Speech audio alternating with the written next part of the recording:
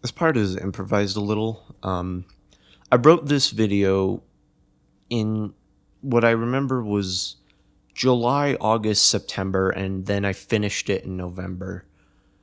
It's a lot about something I've spoken a couple times on this channel, and I feel weird about it. And if this video disappears, let's just say I don't know how I feel about it.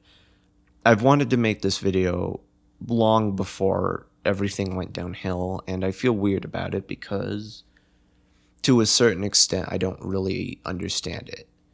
I don't know if what I'm doing is cruel, if I'm just making, I guess, content out of death like this. And I feel like using my emotions like this is cruel, and a part of me feels like I shouldn't do it, and maybe I shouldn't, but another part of me doesn't know what else to do. And I want to know that if this video comes off as scummy or whatever, I didn't do this because I intended to be. And I do genuinely hope it comes out good, but just be warned it might disappear.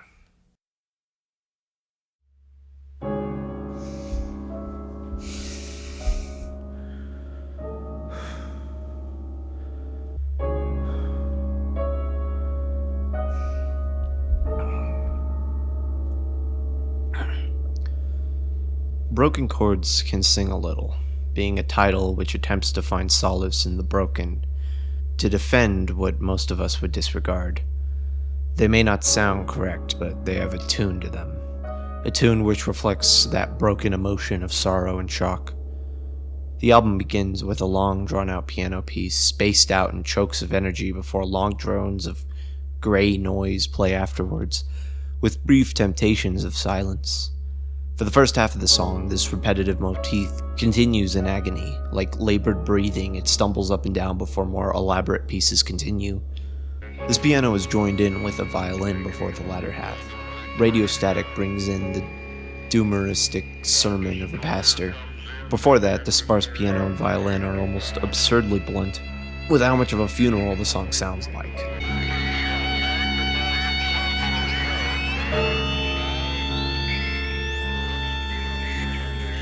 Despite that emptiness and almost cliche tie to death, the string playing is absolutely beautiful.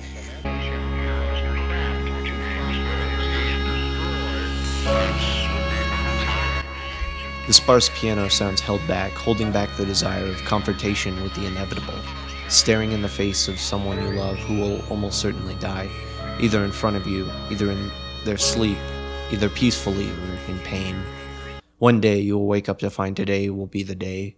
Either you'd be the one to make the call, or it will be the one made for you.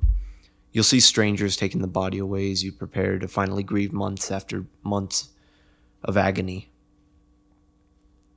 The sermon itself is fairly nihilistic. Whether a Jewish sermon on the nature of civil rights or against it, a Doomer Christian sermon rejecting the notion of civil rights, or the expression to retch and disgust over the state of the world and the state of our peoples. Either way, in a state of complete contempt and darkness, it feels comforting to writhe in mud. No peace should overtake you as a thief that leads up to this time of peace, when there is no peace, is what leads up to the return of the King of Kings and Lord of Lords, Yeshua Messiah, Jesus the Christ, the Lamb of God. There's a series I began watching earlier this year, but due to circumstances now I can't stomach the possibility of confronting death which lies in front of me. It's about the protagonist confronting the death of their sister to cancer, 4 years after as expressed through their sister's game. Oh, that is a bad omen right there. If we're starting off like that, with a freaking troll fake floor, is that what that... What just... Which goes on and on through edgy ramblings, monologues, and self-biting proclaimers over the pain of the world, reveling in edgy humor and misanthropy. I closed my eyes when I pressed pause, so it took me a moment to see that. I have not seen that before. That is something, and also, I have to agree. When the world feels cruel, it's hard not to embrace it. Despite the angst and anger clashing together in fury and disgust, in this mixture of perturbed imagery and shock content, the mindset becomes familiar with when death faces you. You know what it'll feel like when it happens, but you can infinitely anticipate it. I don't like the 5 stages of grief. While good literary devices, they aren't realistic to the actual process. Grief is a response to trauma. We cannot imagine what it is like to not. We can try, so hopelessly we can try, but we do not know what it was like before we were brought into this world and brought out. Diminish portrays this ugly back and forth with acceptance and rejection perfectly. Because at a certain point, no matter the triumphs or successes of the creation, no matter how wholesome or gruesome the series is, you wait for the moment that you remember that this creation was made by somebody who could not finish their time here. Let us not sleep as do others. Underline it, but let us watch. The second and third tracks connect into a quick and almost nostalgic piece of memory. Sit in the middle of 3 galloping dogs remembers happier memories with a sense of joy, for the vision of paradise is viewed through the glows of the past, a perfect moment cut out of its memory. A nostalgic instrumental with lush violin strings, a persistent and harsh drum set, beneath additional strings, piano, and an electric guitar for harshness. It goes on and seems to circle around faster and faster as those beautiful memories of a golden past build up and up, piling on top of each other before climaxing into the following, much slower track. A far slower and more somber track as reality sets in, the mood of the song crushed by the reality of the situation. The memories can only loop for so long before you dawn in on the reality of their death. The strings are harrowing with the piano next to it, with moments of processing matching those original chords of the first track. It uses the same composition as 3 galloping dogs, instead much slower and more drawn out.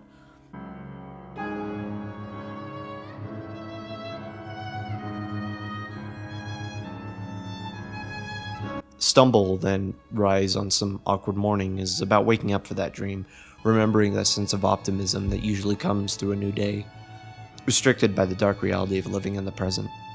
The latter portion of the track builds once again, this time with a sense of urgency, but also still holding on to that joy of the past, with tears falling down as they stare at it. I listened to this album for the first time in late 2020. A year prior, my grandma on my father's side went into hospice. A few years before that, my grandfather passed away from brain cancer.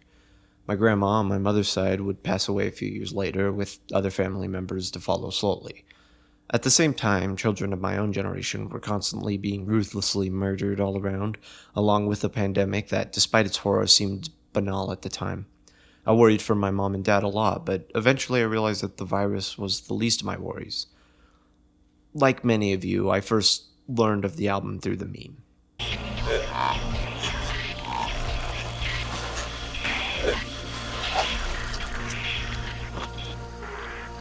Combining a later track to come with the visuals of Symmetric Visions, who went by a different alias at the time.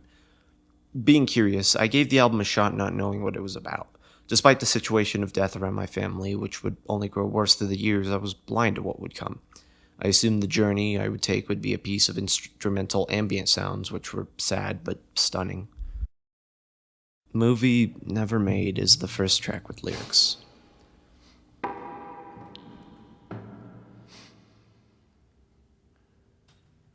After a quiet beginning with strange sniffling, stuttered drums, and a thick atmosphere brought by the studio and quiet pianos, the singer goes on about Silver Mount Zion.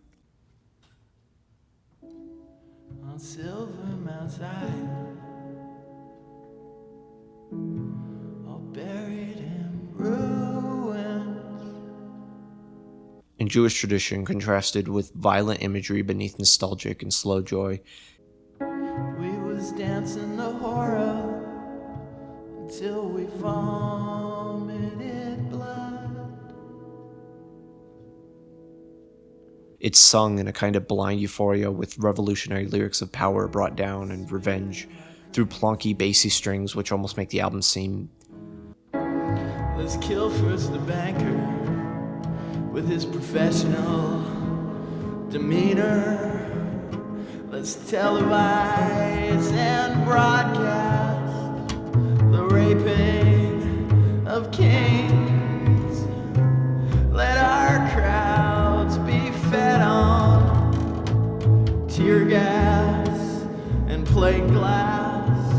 As a people united is a wonderful thing. Powerful. About unity and beauty, and for that song, it is beautiful, but read the title of the song. I know that you're dying, and I know I'm unwell. The main subject of the song becomes clear.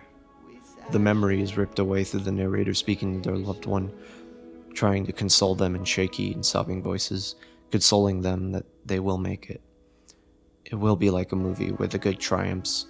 They will be there to see the joy, to see that very image of a gorgeous, though violent revolution.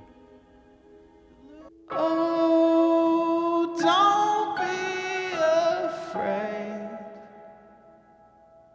though the parade will not pass our way.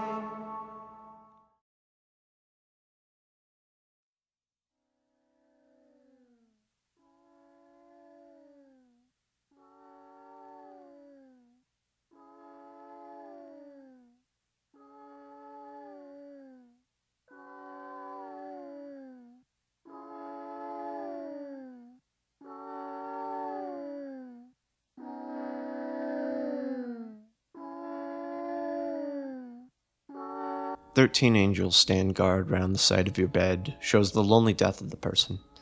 Alone and scared, it seems their time is up. Potentially through the interpretation of the composer, the strange vocals are, yes, a cat. Distorted in order to sound more ethereal, while also like a strange insect-like angel on a drug trip. More to represent that eldritch and ethereal kind of peacefulness an angel can show. Be not afraid as the gentle repeated guitar strings plays, pluck and pull in, with the assured warm drones of the sampler becoming clear that this is them dying. Stand guard round the side of your bed is meant to be not only assuring, but aiding and guiding the person to the afterlife. I don't know how else to describe, since most people only know the beginning, but the remaining 7 minutes are both harrowing and beautiful.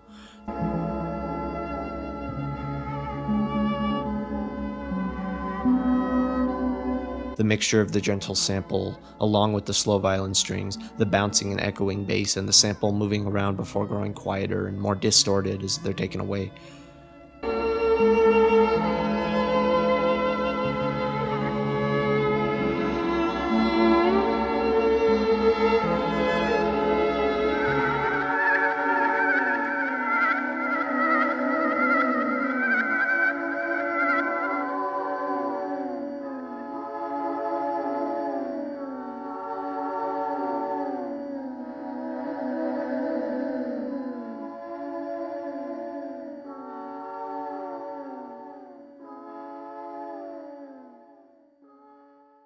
Every fucking time I get to this part, I lose my shit. The reveal of movie Never Made shocked me when I first heard it, and this song had a new context which makes it hard to revisit.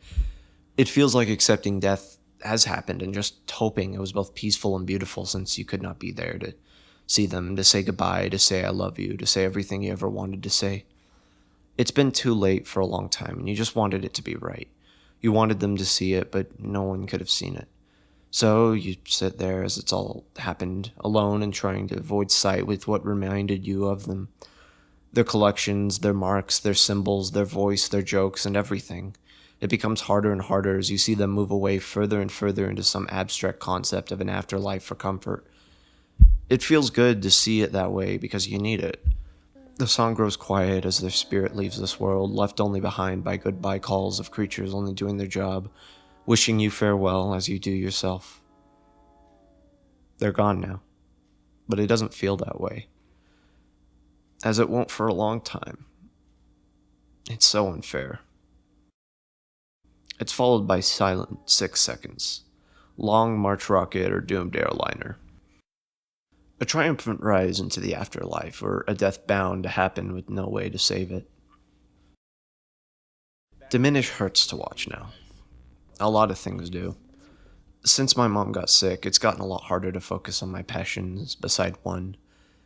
Even while writing this, it's less I finally got free time as much as I got a lucky day. Some days are better than others. Some days seem like she's like her old self. Some days she seems so exhausted and old. We watched it for years knowing it would happen. Her eating disorder, the drinking, and the disregard that anything was wrong. We tried to get her to see the signs, but she wouldn't listen. It wasn't really about the day it would come down, more when she would notice. Even now, she still says she isn't dying despite how much of her skin is fading, how tired she is, and how little she does anything she used to. As if despite the denial, she knows her time will soon be up, resigned to a single few spots as the diseases slowly kill her. Resigned to the fate she knew would come and never sought to stop. Diminish shows this divide in grief as the narrator constantly struggles to confront how important his sister was, how much she meant, and how much regrets he has for the past. I stopped at season 2 because that was when the news came in. She had fallen into a coma.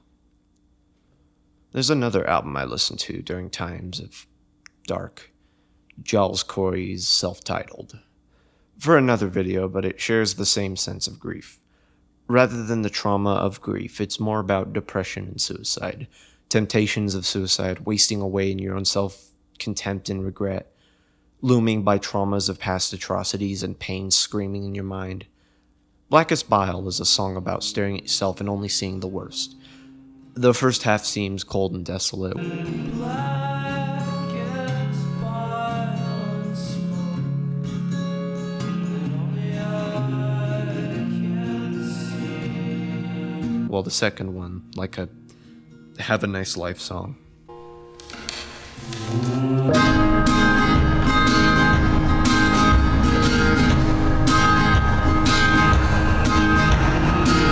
Plays into this folky irony, embracing that solitude into humor, but also falling back into emotional destitute.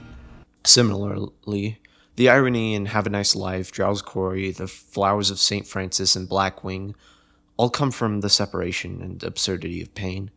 It's a lot more fun to think about and ponder when it feels so real. When death faces you directly, it tears you apart and breaks you down. It's hard to think about your future at all, even if you even have one. It begins to loom around every corner, each time you leave the house. The joys you have in your life are ripped away in pure depression as life becomes a large mush of nothing.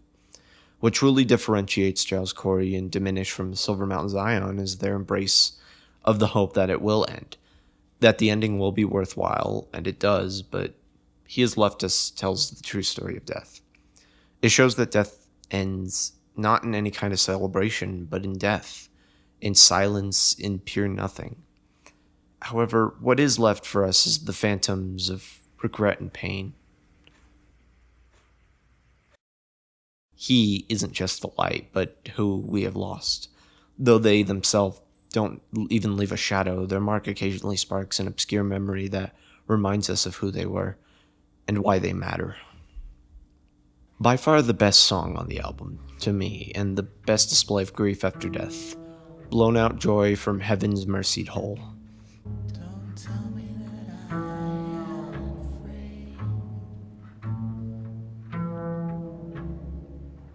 Don't tell me that I am free.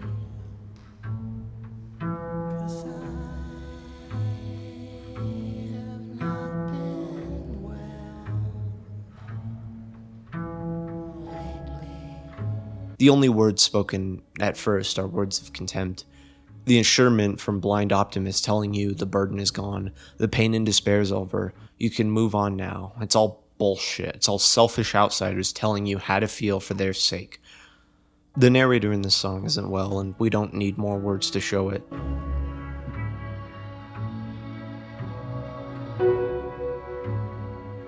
Though the bass and piano are foreboding and contemplative, the instruments are fundamentally different.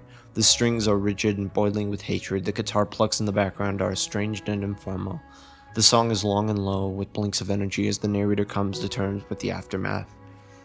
Where the stages of grief reform trauma into polite categories for literary purposes, acceptance is the only phase that hits the end, but it's never the end. Despair remains as the lack of empathy and understanding leaves the narrator alone to look out into the world, which seems so cruel and unfair at all times, so unlucky and uncaring. The answer is directly in front of them as their symbols and motifs remain in place. They can't use them for they're gone, so you only stare at them.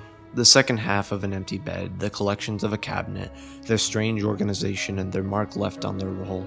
As you stare into the room they remained in, passing it by is harder and harder when they're not in there, nor anywhere in the house. Not at the front door smoking without going outside, not on the couch cold from their body unable to store heat, staring at the TV in wild bemusement and exhaustion, asking you for something or aid, limping to the bathroom before spending minutes unable to muster up the energy to even get dressed. Some days were better, some days were worse. After all, it must be so nice that the pain is gone and they've moved on, when the pain should have never happened in the first place. You look into the room once the equipment is retrieved, and all that is left of them is their slipper socks on the floor. Random slams on the piano make it clear this anger is not ended. The emotions are unstable and repressed as these feelings fly on a whim, unable to process how long it takes to truly lose someone like that. Why does the world have to feel this way? Why did it have to be so long? Why couldn't I have been there for them when they needed me?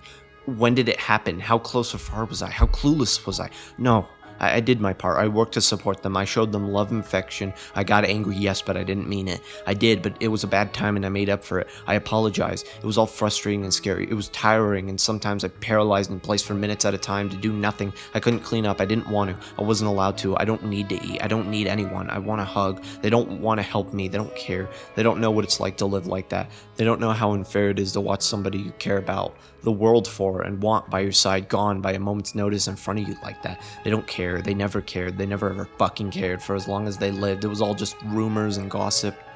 Look how annoying it is. Why won't he just move on? Why does he care about someone he didn't even like that much? God, it's just... It quiets down. It doesn't matter. It's all over. You just keel over. Wait. What else is there to feel? This is what grief is. A strange, distorted string comes in and ushers in a bitter funeral for yourself.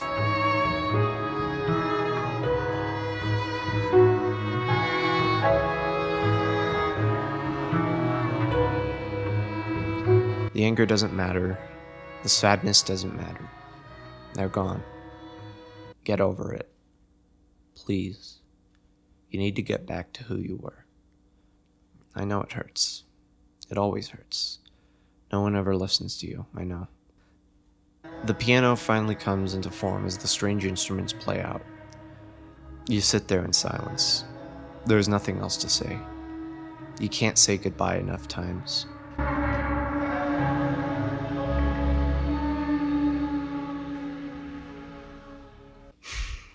I hated watching her die.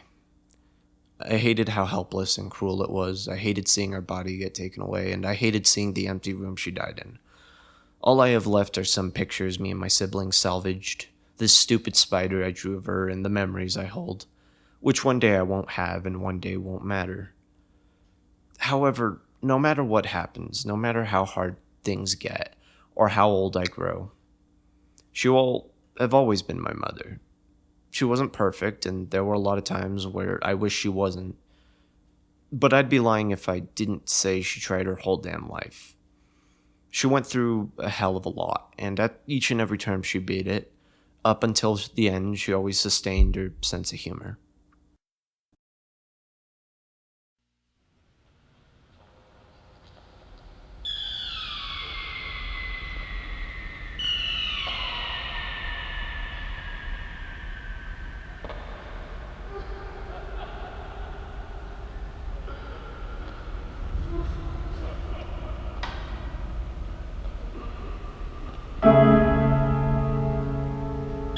The album ends with the title for Wanda. The name of the dog the album is attributed to from the lead of Silver Mount Zion. It does make more sense under that framing, but to me this is an album I listen to about grief. About somebody you care about and treasure and desire to keep, but they get worse and they won't be with you every day. It'll be as sudden as it is expected. This is an album about grief. Not the 5 set categories of it, but the feeling of grief. Getting over somebody passing, preparing for it, processing it, and watching as their symbols slowly fade away as do them. Only left by contempt and memory left inside of you. For Wanda is the fitting end to a blunt album. The final tribute to the end with fireworks blasting and echoing into the sky as a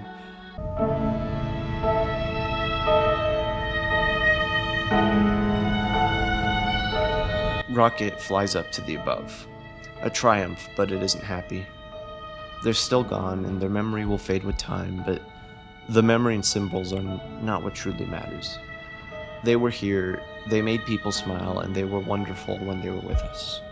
We will send them off with fire and fury, so everybody knows, as with every single person lost is a life and story worth telling. Every life out there has their own rise and fall, from their beautiful birth into the world, their survival and tragic downfall. As the final piece finishes up, that loud rumble is turned into a final piece of gentle and quiet synths which close out the album. This final contemplation of death. To finally stare into the stars with joy as they're sent off, tears streaming down as the final goodbye is uttered. There will be many more, many days of missing, many days wishing they were back, but they are gone and they will be missed. The track ends with a tribute to Wanda. She deserved it. Before the final seconds of silence. He has left us alone, but shafts of light sometimes grace the corners of our rooms.